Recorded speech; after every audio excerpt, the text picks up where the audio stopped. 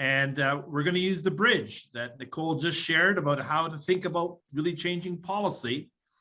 We're very pleased that we have an opportunity for a second visit from the Commission on the Future of Technology, a national commission set up by the White House, the FCC, and the FTC. It has 3 co-commissioners. Jim Steyer, whose name maybe folks know, is the founder and CEO of Common Sense Media. Jim was very generous to actually host a national town hall here at ASU and promised to come back when he was almost or ready to actually share some of the findings. The topic of our town hall was actually around digital equity. Again, we had a chance to hear from many of our students and from tribal leaders and community leaders in terms of their perspectives and insights on that. And we're thrilled that Jim is back to give us a little bit of the big picture of the Future of Tech Commission's findings, as well as hopefully say a couple of words about what the Commission will be reporting with respect to digital equity to perhaps bridge the conversations that we've had this morning with most recently Nicole and Larry. And then he's going to invite to a bit of a fireside chat 2 very important colleagues who have a perspective on how to translate policy into economic development opportunities for smart regions. He's going to share the floor after his opening remarks with our colleague, Sandra Watson. Sandra is the president and CEO of the Arizona Commerce Authority and leads our economic development efforts here in the state of Arizona. And also at the fireside chat with Jim will be Alex Fischer, who is the former president and CEO of the Columbus Partnership in Ohio. In some ways, connecting the dots for those of you who have been with us these last several hours with Angela Seifer, who joined us from the National Digital Inclusion Alliance from Central Ohio a couple of hours ago. So we're looking forward to this next set of conversations. I'm going to pass the floor over to Jim, and welcome to this, the 4th annual Arizona State University Smart Region Summit. Thank you very much, Lev. It's great to be here today. I am sorry I'm not there with you guys in person, but this is the morning view that I have of the Bay Bridge, so Golden Gate Bridge, excuse me, so you guys can see why I at least live in the Bay Area. And by the way, to follow Nicole Turner-Lee and Larry Irving is a real honor. Larry, of course, invented the term the digital divide, was an extraordinary leader when he ran NTIA. He's been a great friend and colleague to me and everybody who works on tech issues for years. So is Nicole Turner-Lee. She's a remarkable leader as well. So Lev, to all of you guys and everyone at ASU, thank you so much for the leadership in pulling this together. By the way, on a personal Common Sense Media note, we love Arizona as a state. We have a really great office here, headed by an extraordinary person named Elena Lowry and her colleague, Vicki Saylor. We do a lot of work in the state of Arizona and on all issues related to kids and media and technology and just kids more broadly. So couldn't be more happy to be here, Lev. I'm going to keep it short because, as you're right, we also have Sandra and Alex as part of this discussion, so I'm going to introduce them as well. Let me just start by saying we are at an absolute watershed moment in terms of technology and digital equity and the impact of all of this on our lives and most of all on our children's lives. I've been saying for the past year or so that 2022 is going to be the most important year in the United States and globally in terms of creating a positive and thoughtfully regulated tech environment for this country and for the globe. And I think that is definitely going to play out no matter what the partisan divides we sometimes face in this country. We are simply at a watershed moment where tech is just part of our daily lives in all simple ways. Whether it's how we wake up in the morning, it's how our kids go to school, it's central to all of our jobs. As we learned over the last 2 years of the pandemic, it's been critical to education, healthcare, our work, our family relationships, everything. So we need a really thoughtful and coordinated tech policy, which is why the White House came to us last year and suggested that we create a private commission, the Commission on the Future of Technology, to create and to craft in a really thoughtful way a comprehensive and coordinated tech policy for the country. And as Lev mentioned, I've been very fortunate to have two extraordinary colleagues as part of this. Margaret Spellings, the Secretary Margaret Spellings, the former Education Secretary and Chief Domestic Policy Advisor for 8 years under George W. Bush, and the Governor of Massachusetts, or the former Governor of Massachusetts, Deval Patrick, two-term extremely successful governor, my former colleague when we were civil rights lawyers at the NAACP Legal Defense Fund, and really one of the great leaders in this country on issues related to kids and families and everything. And together with Margaret and Deval, and with great input from the FCC and the White House in particular, we have put together a series of recommendations, which I'm not going to announce today because we're going to give them to the country probably in a few weeks, but I'm going to give you the background on it and talk about it in the context of digital equity. We conducted, by the way, well over a dozen town halls. As Lev mentioned, we did a terrific town hall in Arizona, thanks to our partnership with ASU. We did over a dozen town halls, including 2 in Europe, which I think is very important to think about, even when we're focusing on digital equity here in the United States and in Arizona and other parts of the country. The relationship with global tech policy is critical, because at the end of the day, these policies are within our borders here in the US, but they're also global. And in addition to well over a dozen town halls, we interviewed dozens and dozens of top leaders in this country, from business, academia, policy, et cetera. They included everybody from Sundar Pichai at Google, Mark Zuckerberg, Tim Cook, Satya Nadella at Microsoft, on and on and on. Most of the major leading policy experts at places like ASU, Harvard, Stanford, Texas, you name it. We also spoke with basically local leaders who, like many of you in the audience today, are dealing with the impact of technology on so many aspects of our lives. And it was an extraordinarily interesting experience for us. And it was a bipartisan basis. Having Margaret and Deval was terrific because they're both incredibly thoughtful leaders, widely respected around the country, but also they're very practical. And like me, we aren't really tech nerds. So we looked at it in a big picture sense of, if you really look at the next 10 or 20 years of the United States, or even longer, what do we need to have a really coordinated, comprehensive tech policy that all of us, and most of all our children, will benefit from going forward? So let me lay out just briefly. We looked at 6 primary areas, and you're going to see recommendations from us in the coming weeks on 6 primary areas. One is, how do we protect the safety and health of all Americans and our democracy online? So that means that we really looked at ways in which misinformation, disinformation, and other efforts to really use social media and online platforms in a harmful way could damage our individual lives, could spread misinformation on critical health issues like COVID, could undermine democratic norms and institutions. I mean, you guys in Arizona have gone through quite an exercise in democracy over the past year or two, as we all have. And also, how did we, in the long run, make sure that technology works to promote our kids' and families' lives and our economy and our democracy, as opposed to undermining it? So that was issue number 1. The second is privacy. And as some of you may know, Common Sense Media wrote and spearheaded the passage of what is currently the law of the land and privacy in the United States, the California Consumer Privacy Act that we passed in 2018.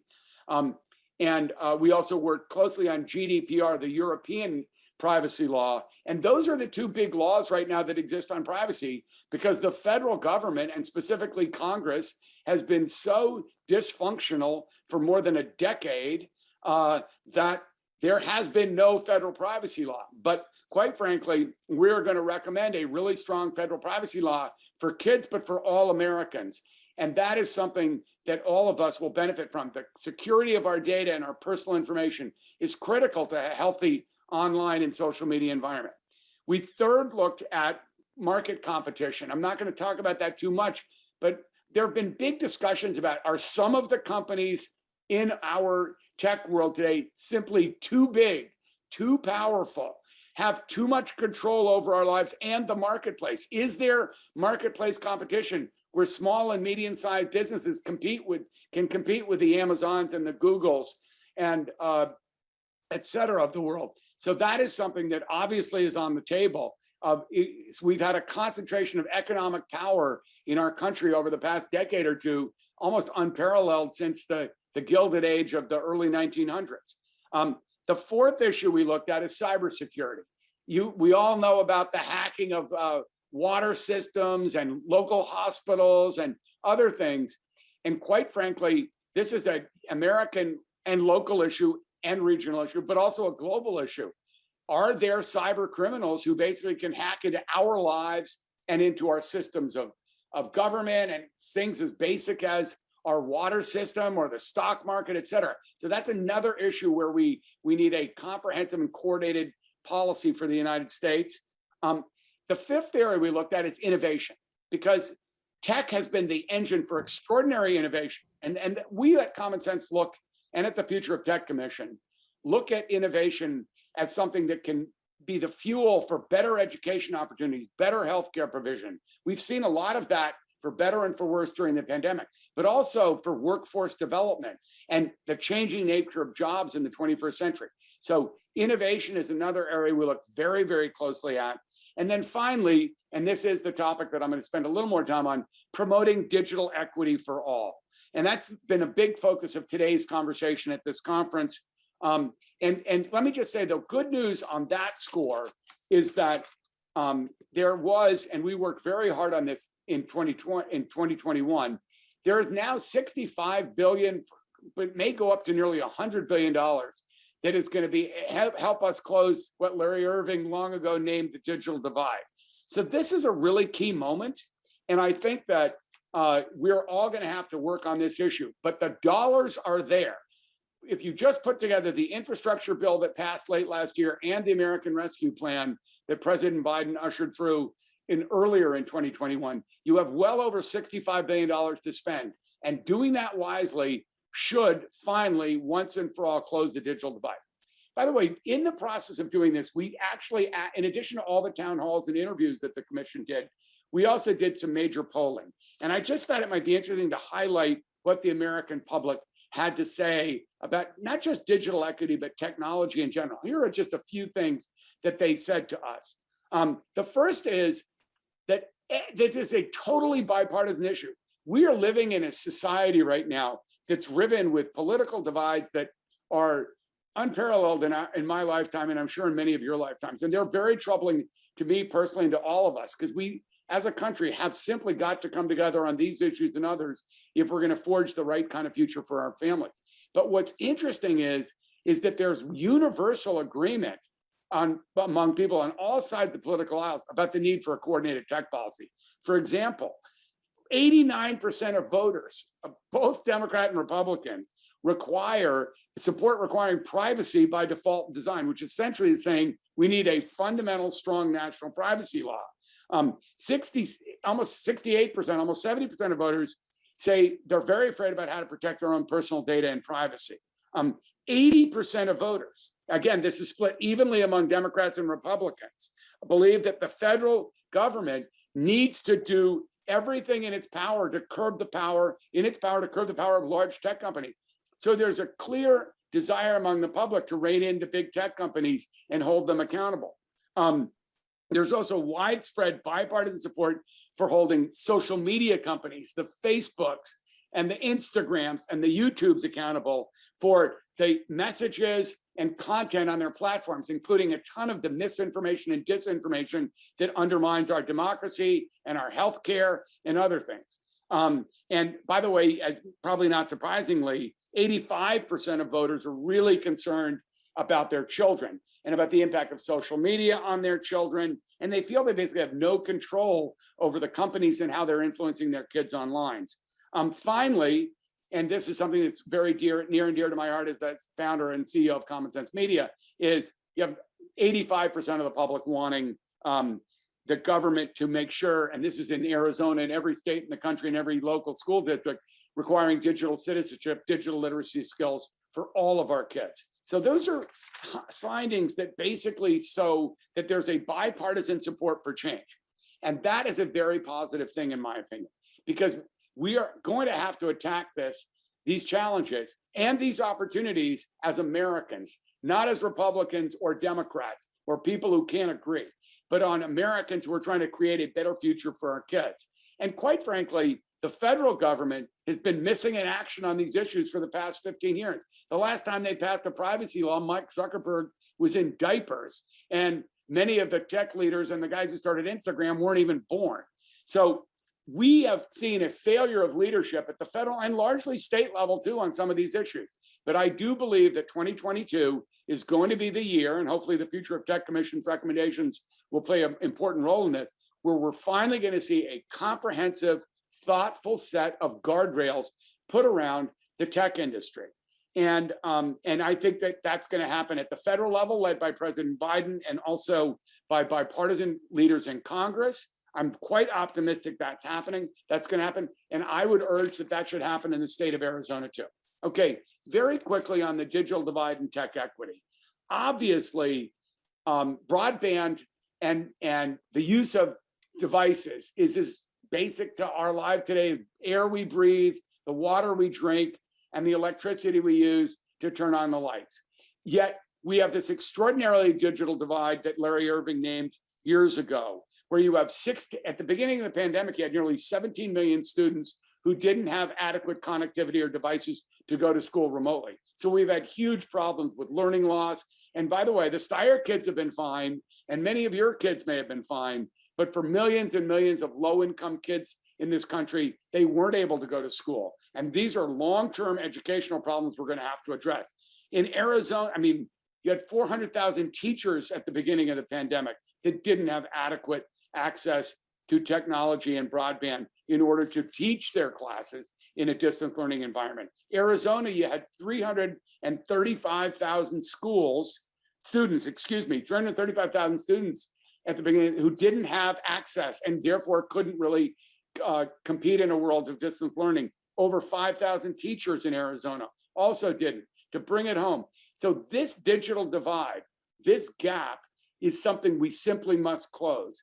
And basically, digital access is almost a fundamental human right. I remember in the interviews we were talking about, I remember talking to Sandra, the CEO of Google, about this. And his company's policies don't always reflect this, by the way. But he said, you know, Jim, privacy is a fundamental right. It should be treated that. It's a fundamental human right, but so is digital equity. And I think it's going to take all of us to focus on this. And what I do think is, since the money is there now, in the next 2 to 3 years, all of us are going to have to come together and make sure that every family, every tribal area, every part of the state of Arizona, every school district, every child has the opportunity to participate in the school systems of the future, the healthcare systems of the future, and quite frankly, the economy of the future. And that should be our focus. And I am very optimistic that this year and over the next few years, we will close that digital divide because the money's there. So what I would love to say is, we're going to come back and do another town hall, Lev, with you guys in Arizona after we put out the recommendations. But in the meantime, and we are, and we'll have a very participatory audience for that. But in the meantime, together, just the people on this remote conference today are the leaders who will make digital equity happen here in Arizona and across the country. And we're proud to be a part of that. We're delighted to even though I'm a Stanford professor, I'm delighted to say that ASU, our rival in many sporting events, is an innovation leader unparalleled. So Lev, for you, Michael Crow, all the folks at ASU who've done so many good things to improve the tech environment for all of us, it's a pleasure to be here. It's also a pleasure to introduce, as you mentioned, my other two colleagues today. So Sandra Watson, who's going to speak first and join us in a second, is the president and CEO of the Arizona Commerce Authority. And she looks really young in her photo there, but actually she spent more than 28 years in leading on issues related to economic development. She and her team have helped create more than 160,000 jobs in this state. They're one of the first major public-private partnerships across the country focused on some of the cutting-edge economic development trends that technology enables. And so it's great to have Sandra here. She's joined by Alex Fischer. So he is the CEO and founder of the Columbus Partnership. That means he's got to be an Ohio State Buckeye fan, I would imagine. And so he was unhappy that Michigan beat Ohio State this year in football. But he too, like Sandra, is an example of a business leader who's brought together public and private entities working to take advantage of the extraordinary benefits that technology can provide to kids and families, and also to the business community, so that we create the jobs of the futures that we can all benefit from. So welcome, Sandra, welcome, Alex, and I really look forward to the next phase of the conversation. Awesome. Thank you so much, Jim, for having me here today. I am proud to share the state of Arizona's perspective on how to close the digital divide and how critical it is in advancing economic opportunities. And as you really pointed out, that this is really a comprehensive strategy. It's not about one thing. And I think Nicole mentioned this earlier as well, is it's not just about one thing. It really is a comprehensive view of how are we going to deal with sort of this new world and all of this new technology and the access to this technology. And workforce is absolutely critical. And I do believe with all of the new disruptive innovations out there, that continued educational learning, lifelong learning is absolutely critical to embracing sort of this new digital world that we live in.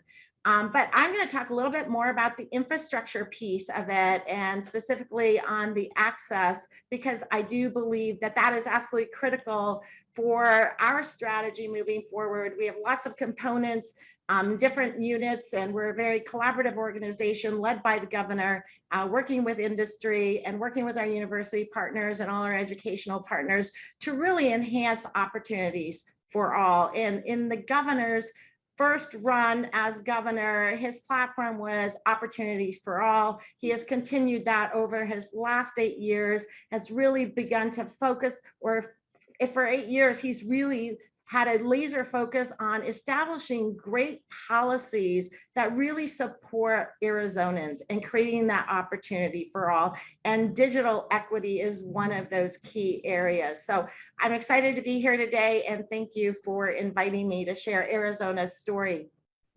In today's digital connected world, ensuring access to reliable, high-speed internet is key to the growing opportunity across the spectrum. And that's really why I want to spend some time talking about the infrastructure piece. Our underserved communities in urban, rural, and tribal communities alike all benefit from expanded access to essential services like telemedicine and digital learning, which is made possible by a robust broadband infrastructure, very similar to what was laid out earlier in the program, that it is critical that that access exists. Without that access, we're not able to move forward. The state of Arizona was proud to announce last November the single largest broadband investment in our state's history, creating a $100 million Arizona Broadband Development Grant Program. Again, that is our single largest investment in this particular category. However, we're making investments across the board in working with our telemedicine partners, our educational institutions, ensuring that remote work and remote learning continues to be advanced in our state. These investments really are game changers by accelerating our economic growth and improving the lives of thousands across our state. Our governor, Governor Doug Ducey, has long prioritized expanding broadband access. In his first State of the State address after being reelected in 2018, Governor Ducey called for efforts to expand broadband access.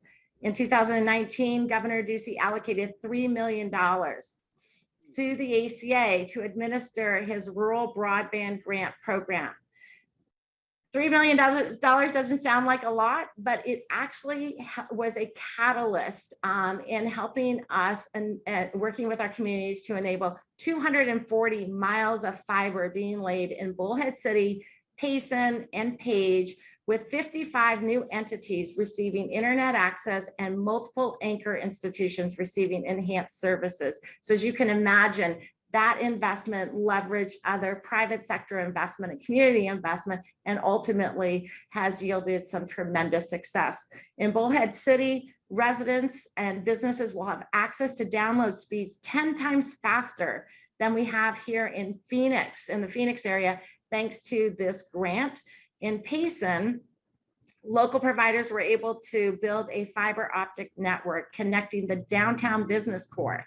This network now is being expanded to include the rest of the city. So again, leveraging resources and ensuring that dollars are shared across both government and private sector to ensure that our residents have the access that they need.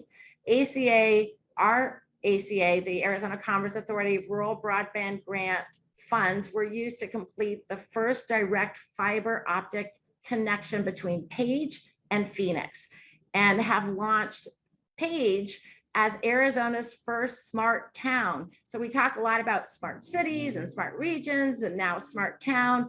And we like to at the state really focus on smart state initiatives where we are very inclusive. We're looking at cities and towns and tribal areas across the country to ensure, or across our state, to ensure that we are providing the access necessary and the infrastructure necessary for them to participate in this new world of technology. The Arizona Commerce Authority is currently working with the Arizona Department of Transportation on building out broadband infrastructure to increase broadband access from the Mexican border to northern Arizona. Specifically, this partnership with the ACA and the Arizona Department of Transportation, the state of Arizona is building a conduit and fiber optic cable on I-17 to connect Flagstaff and Phoenix, and on I-19 between Tucson and the Mexican border in Nogales. This infrastructure will exponentially increase bandwidth available into Flagstaff and Nogales and connect every city, town, and cell phone tower along both routes. 2022 is set to be another banner year for broadband here in Arizona. Just this past Monday, Governor Ducey, in his 8th and final State of the State address, again re-emphasized his commitment to expanding broadband access for Arizonans across the state. Under the Bipartisan Infrastructure and Jobs Act, the state of Arizona is hard at work at developing strategies to allocate the $100 million made available to provide access to remote learning, remote work, telehealth, and much more. And also this year, the ACA will be releasing the Arizona statewide middle mile strategic plan after a six-month engagement with KPMG. The plan will detail the opportunity for broadband expansion along Arizona's interstates and state highways, and prioritize these broadband corridors for future development. Again, we're looking at ways to develop and leverage resources and the state assets to ensure that Arizonans across our state benefit. So we look forward to continuing to work with all our stakeholders across the spectrum to expand access for broadband for every Arizona in our state, and with a specific emphasis on the underserved. Jim, I'll throw it back to you. Thanks. Hey, Sandra, thank you. Thank you. And congrats on the great work. And let me tell you, we're really looking forward to working with you here in Arizona. And Elena, Larry, and our team will be fantastic. This is great because Arizona can be a great example for the whole country. Okay, Alex from Buckeye Land, you're next. Thank you, Jim and Sandra. Great presentation, and Jim, appreciate all of your thought leadership with the future of the Tech Commission, and these recommendations are absolutely tremendous. I would absolutely agree. It is a watershed moment. This nearly, what could approach $100 billion.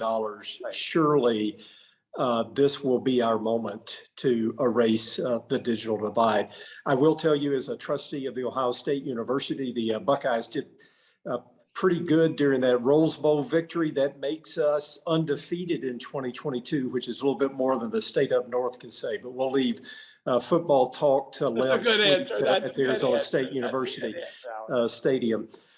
So the Columbus Partnership's a group of 75 CEOs. We leave our selfish interest at the door, bring our community interest to our table, leverage our private sector expertise to solve community problems.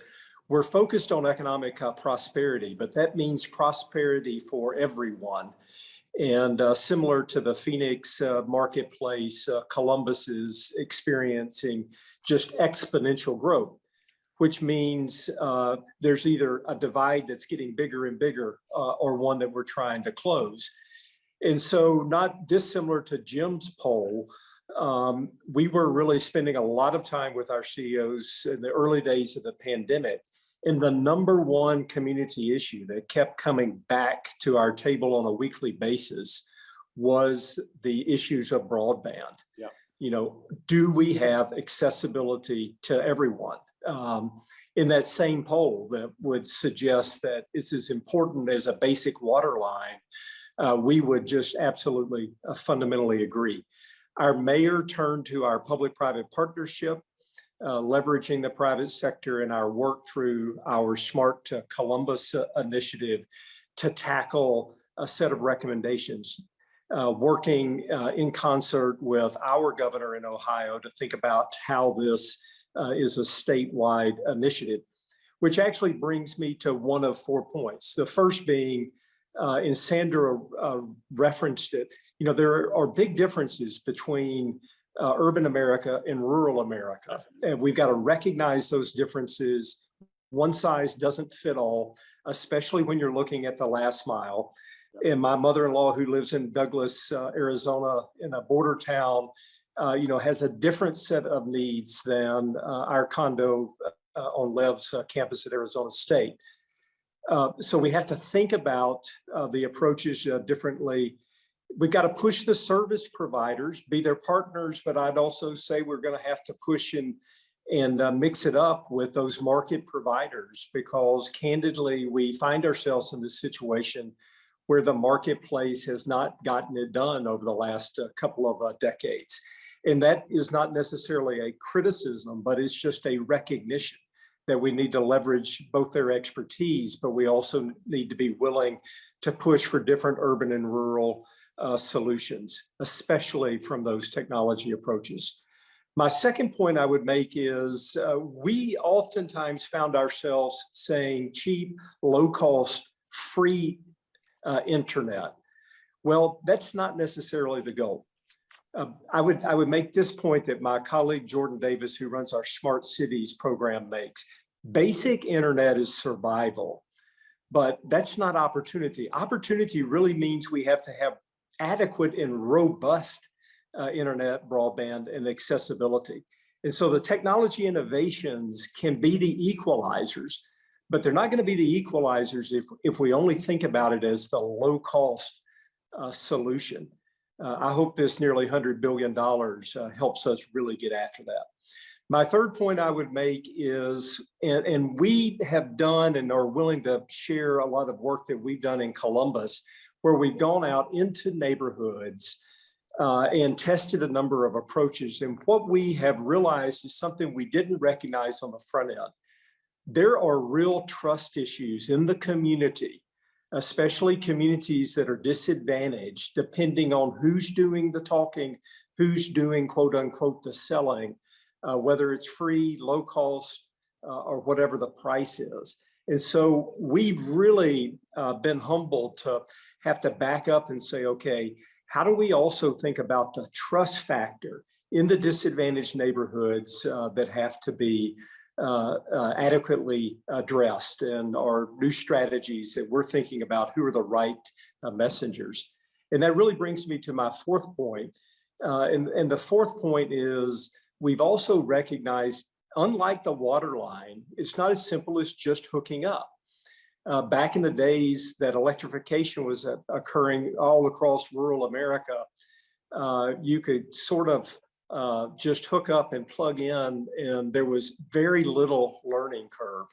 What we're experiencing is if you're not willing to invest in the learning, in the training in disadvantaged neighborhoods, for those who have not had robust internet, they're not like all the families that have had the opportunities that many of the families on this video conference have had.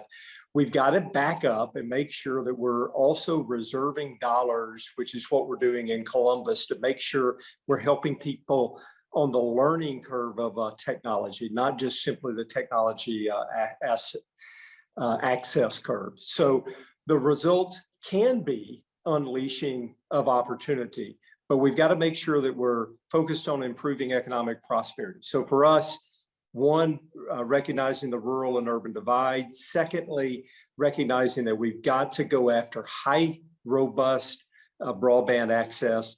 Third, we need to acknowledge the trust factors and deal with them. And then fourth, let's make sure that we're willing to invest in the training and education that are going to be needed. So I know we're a little short on time. I'll keep it as brief as that. Jim, turn it back to you for final reflections, but really applaud everybody here, especially our colleagues at ASU that are not only changing Arizona, but through forums like this, having an impact all over the country. Thank you, Alex. Those are great points. I mean, honestly, those 4 points are so key. And you're absolutely, by the way, we've spent a fair amount of time working. We work very closely with the chair of the FCC, Jessica Rosenworcel, who's going to be critical on this, who's been my friend for years, and the new head of NTIA, Alan Davidson, who we've known for a really long time. You know, NTIA is going to have $45–50 billion for the infrastructure piece that you talked about, Sandra, right? And it's quite interesting. You basically, Alex, and you're correct that you are undefeated in 2022, by the way, and it was a great Rose Bowl comeback. I will acknowledge that. But that was a great game. But you're right. These are the big things. And actually also putting your finger, and Lev and everyone here, I mean, Nicole knows this, Larry Irving knows this. The last 2 points you made, the rural urban one is absolutely critical. So is the high quality as opposed to just minimally adequate, right?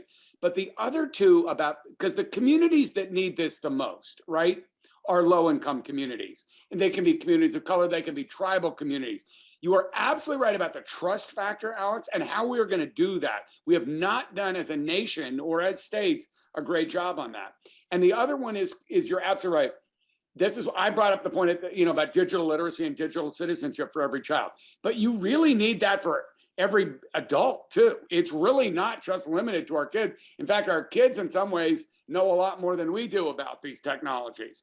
But if we do not include the training and the learning as part of the package, it's really interesting. And just listening to you, Sandra, it's so fun that we work in Ohio too. So I can assure you we're going to be coming back to you, Alex, as this all rolls out. It's not just going to be 2022. I think the legislative stuff's going to be 2022, but the rollout is going to be the next 5 years. I agree. You were 3 to 5 years. And we're going to have to work together. And the truth is, people in Ohio are going to, I see you have a Tennessee background too. Alex, you're going to have to go tell people in Tennessee, this is what worked here. Same thing. It's going to be a sharing of knowledge. And you got to put the politics aside. I think that's the other thing that and it's interesting because Arizona is such a purple state, if you will. But we're going to have, this is so key to the future of the country. Our kids, our grandkids, but also our economy. And you both made fantastic points there. And let me tell you, both the Future of Tech Commission, but also me as the biggest kids media and advocacy group in the country, we're going to work with you guys because this is going to happen. And the key is doing exactly what the two of you just said. So Lev, I think, as I recall, we're out of time. We've used our allotted time, but thank you so much again to ASU for being a leader in all this stuff. And also for having such excellent colleagues like Sandra and Alex, because we're going to be working with you. And you're right, Alex, it's the next 3 to 5 years. We're going to all have to work on this, but the results are going to be phenomenal when we do it. So thank you very much to everybody. Back to you, Lev. Great to see you guys today. Thank you, Jim, and thanks, Sandra, and thank you, Alex, for your insights. I would share with my observation that the three of you represent the best of the pragmatic and dedicated folks that obviously I believe the country needs a whole lot more of. It's been a pleasure working in the past with Alex when I was back in the Buckeye State, and Sandra and I actually turn out we also have some other common background, which we'll leave for another time. But it's been just terrific working with Sandra and her whole team.